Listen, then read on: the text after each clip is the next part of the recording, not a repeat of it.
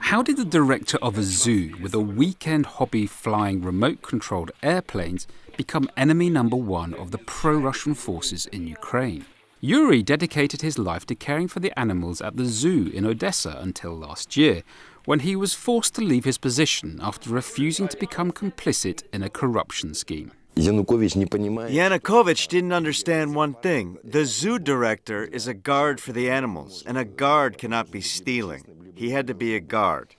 You can deceive people, but you cannot deceive animals.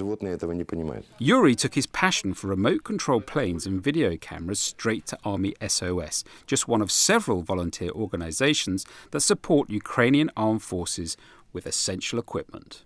Now he travels to the front line to spot enemy positions and guide in artillery fire, something he says that has made him unpopular among the Russian spies that he says operate in the Donbass area. When I was there, they announced me to be enemy number one because I traced down a Russian center full of military equipment. The volunteer stopgap is urgently needed. Last year, the Kiev Post newspaper published a photo of Red Mullet, the nickname of a Ukrainian soldier who goes to war wearing completely donated gear. It highlighted the severe shortfall in equipment that the Ukrainian government can provide to their soldiers. At Patriot Defence, a non-governmental organisation dedicated to training soldiers in giving first aid training and equipment, volunteers say the soldiers' situation is grim. They get very little from the government. They get small first aid kits that just have old rubber Soviet tourniquet and one bandage. On top of the poor quality equipment is the lack of infrastructure. According to Patriot Defence, the average time from a soldier's injury to first medical contact can be up to an hour.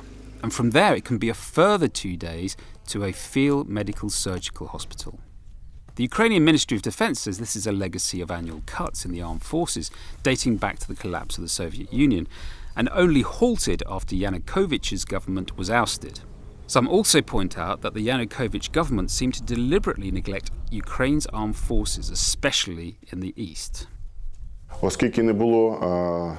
Since there was no apparent evidence of any danger from neighbors, the process of shortages continued up until the last year.